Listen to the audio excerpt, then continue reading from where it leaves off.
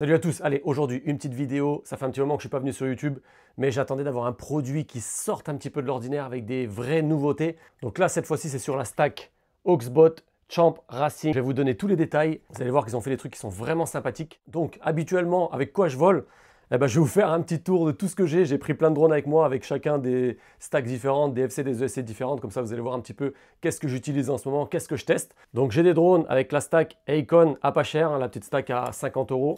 J'ai des drones qui sont en Hobby-Wing. J'ai des drones qui sont en Full T-Motor. Celui-là, il est en Full T-Motor.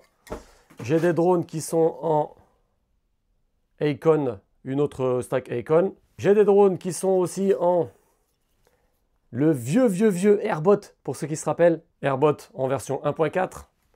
J'ai des drones qui sont avec la stack Axis Flying, Full Axis Flying. Pas mal, j'aime beaucoup Axis Flying en ce moment. J'ai des drones qui sont aussi en Rush FPV, donc là c'est la stack Full Rush FPV 60 ampères.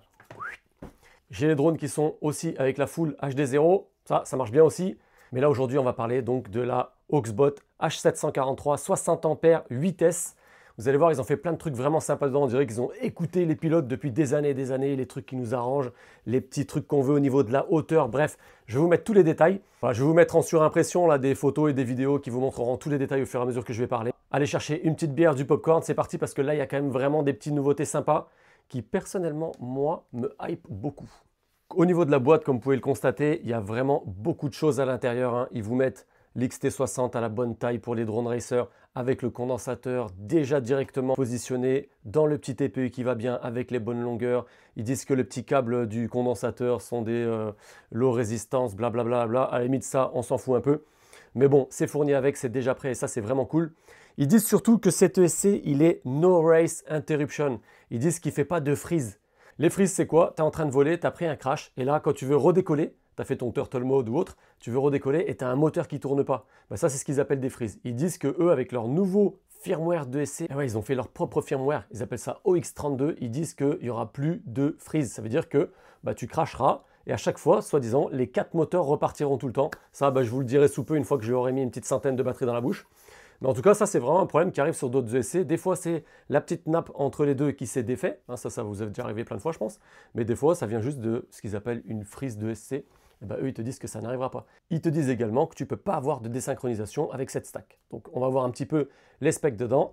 Déjà, au niveau du process, ce n'est pas un F722, c'est un H743. Ils disent que c'est 2 fois plus rapide que du F722. Et donc ce H743, il permet d'avoir une vitesse de calcul meilleure, une charge CPU qui est plus faible dans Betaflight. Et donc par exemple, tu peux mettre 8K, 8K, les RPM filters et tous ces trucs-là, et tu auras donc une charge CPU qui sera plus faible. Voilà. Bon, honnêtement, même des F4, ça vole très très bien. Donc ça, pour moi, ce n'est pas l'argument qui fait toute la différence, quoi. Moi, ce qui fait vraiment la différence pour moi, je vous mets les photos, c'est la hauteur de stack qui est possible avec cette marque-là. Ils ont tout optimisé pour avoir la taille la plus fine possible.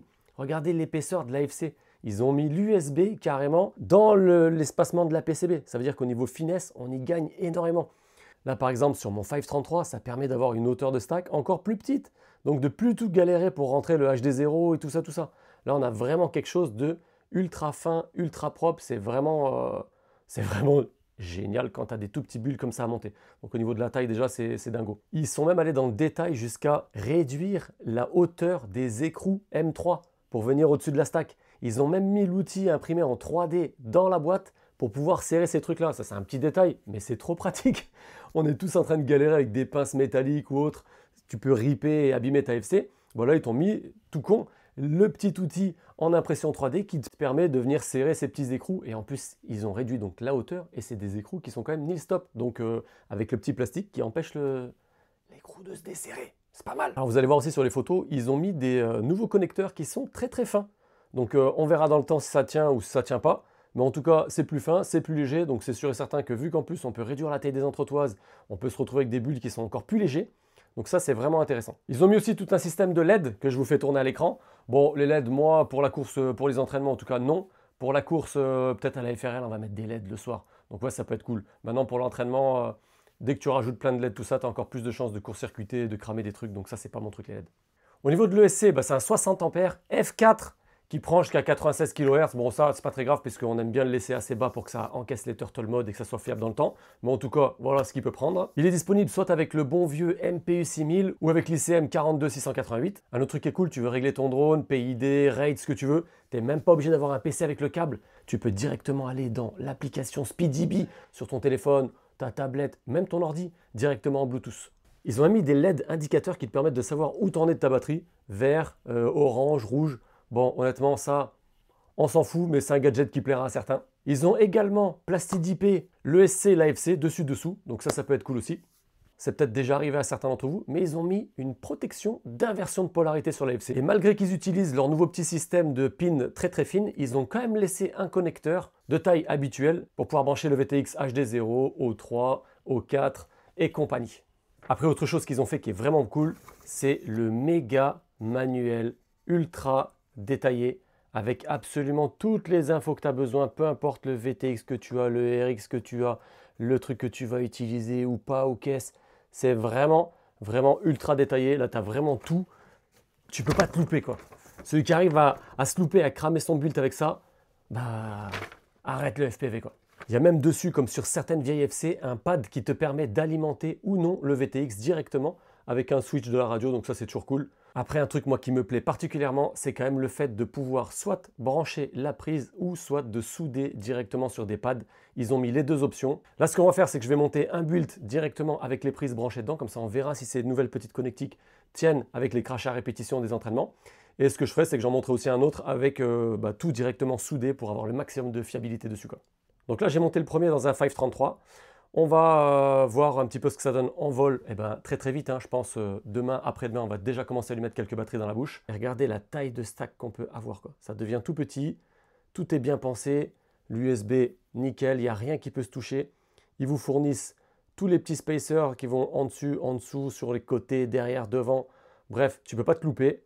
Tu as juste à suivre le manuel et tu auras un build qui est vraiment hyper propre. Donc avant de voir si c'est fiable ou pas, ce qui est sûr et certain, c'est qu'au niveau du packaging, de l'emballage, des soudures des composants et patati et patata, c'est quand même pour moi, je pense, les meilleurs stacks que j'ai vus pour l'instant.